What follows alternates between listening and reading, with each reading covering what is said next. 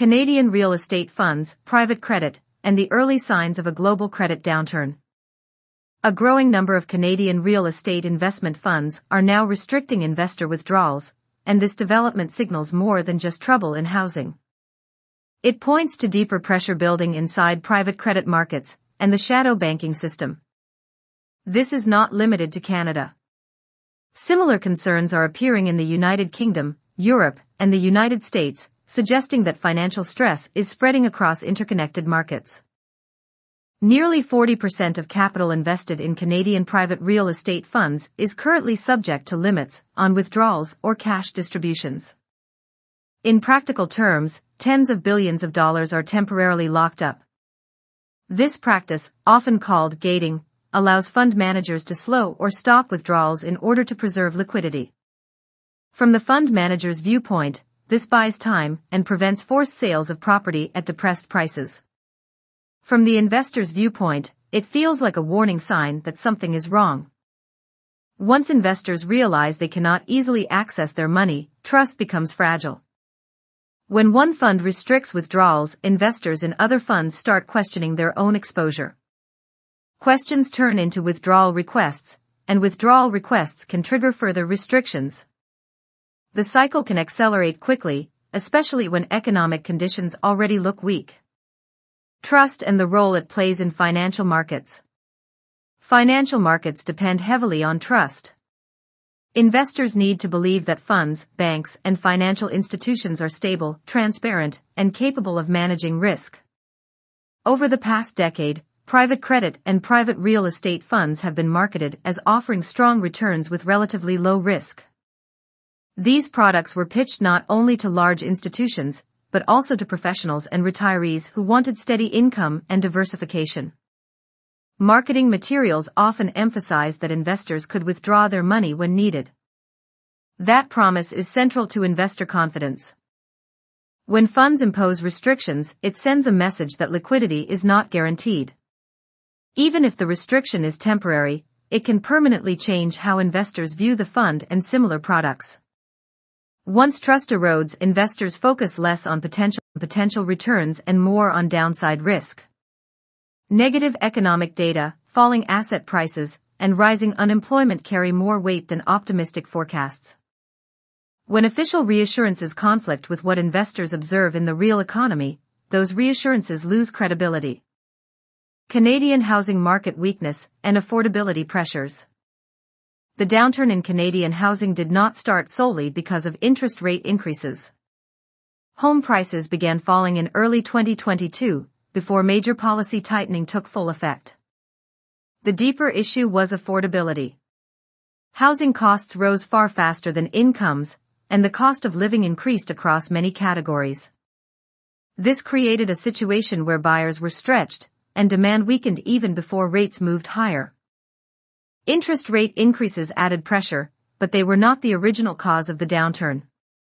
Many investors believed that once rates started to fall, housing would quickly recover. This belief encouraged them to stay invested in real estate funds and avoid withdrawing capital. That expected recovery did not materialize. Rate cuts did not restore demand, and housing prices continued to struggle. Investors began questioning whether monetary policy alone could fix structural affordability problems. Employment trends and economic reality. Employment data played a major role in shifting investor sentiment. Job losses began appearing in early 2025 and worsened during the middle of the year. Although hiring picked up later, much of the increase came from part-time roles, while full-time positions declined. When full-time employment falls, it often signals weaker consumer spending and reduced housing demand. Investors paying attention to labor data realized that the real economy was not improving as expected. This made the idea of a quick housing recovery harder to believe. As doubts grew, investors started requesting withdrawals from real estate funds. Funds, facing large redemption requests, began restricting access to capital. This reinforced the perception that the market was under stress. Stage 1 of a credit cycle downturn. Credit cycles often follow a pattern. The early phase involves rising concern, increased scrutiny, and growing withdrawal requests. This phase can be described as stage 1 of a downturn. In stage 1, funds and financial institutions still have tools to manage stress. One key tool is restricting withdrawals. Another is accessing emergency liquidity from banks, other financial institutions, or government-related facilities. These liquidity backstops allow funds to meet some obligations without selling assets into weak markets. However, these measures increase interconnectedness between shadow banking entities and traditional banks. When banks extend credit lines to funds, they become more exposed to private market risks. This can spread stress across the financial system. The risk of Stage 2, forced selling and systemic pressure. Stage 2 of a credit downturn begins when Stage 1 tools stop working. If withdrawal restrictions fail to calm investors, or if banks become unwilling to provide emergency loans, funds may be forced to sell assets. Forced selling can push asset prices down further, triggering losses for other investors and institutions. Regulators worry about this scenario because private credit and private real estate markets are large and interconnected. Many pension funds, insurers, and banks have exposure to these markets either directly or indirectly. If forced selling becomes widespread, it can create a feedback loop.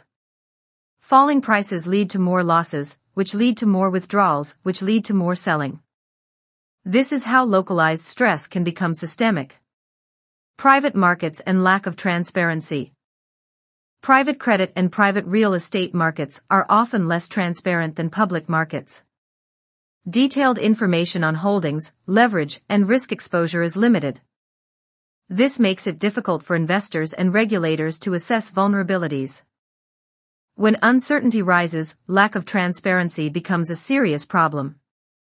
Investors may assume the worst when they cannot obtain clear information. This encourages withdrawal requests and increases pressure on funds. Regulatory bodies in other countries have expressed concern about these information gaps. Policymakers recognize that private markets are large and deeply connected to traditional financial institutions, yet they are harder to monitor. Global interconnectedness of private credit. Private credit markets are global. Large financial institutions operate across borders, and investors allocate capital internationally. Funding often flows through global currency markets and multinational banks. This interconnectedness means that problems in one country can affect others. Stress in Canadian real estate funds may influence investor sentiment in other regions. Similarly, issues in US or European private credit markets can affect Canada. Regulators and policymakers are increasingly aware of these cross-border connections. Concerns raised in the United Kingdom and Europe reflect the same underlying issues seen in North America. Marketing strategies and the high-grade label. Financial firms often use labels like high-grade to signal safety. High-grade assets generally have stronger credit quality and lower expected default risk.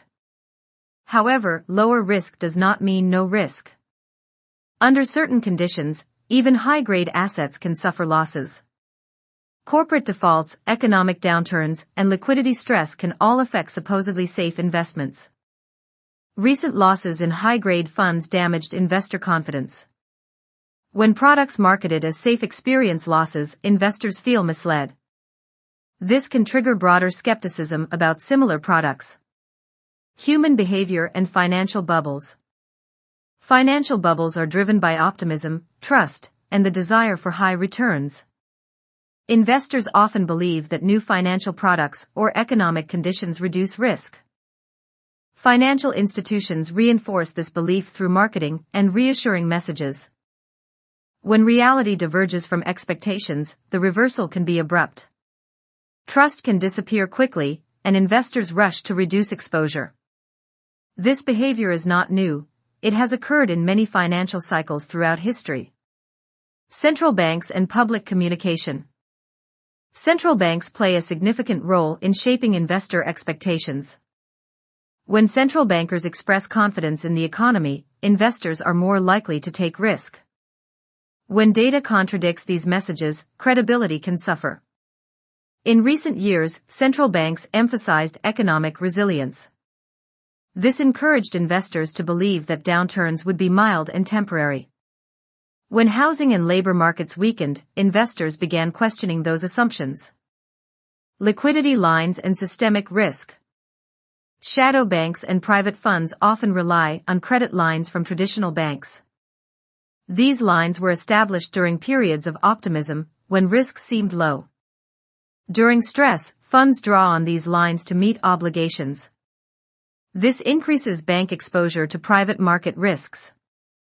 If multiple funds draw on credit lines simultaneously, banks may face their own liquidity pressures.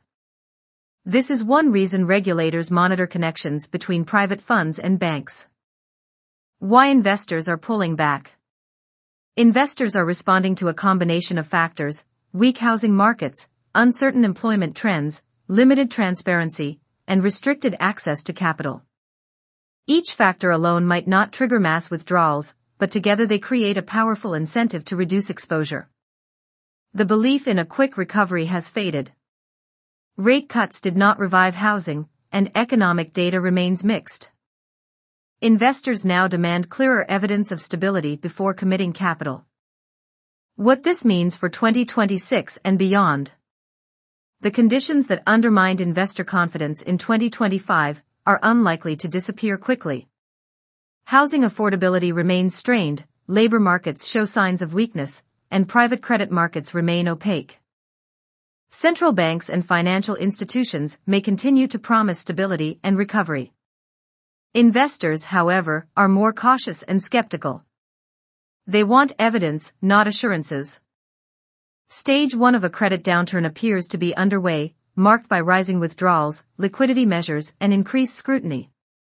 Stage 2, involving forced selling and systemic stress, remains a risk if conditions deteriorate further. Key takeaways for investors and observers.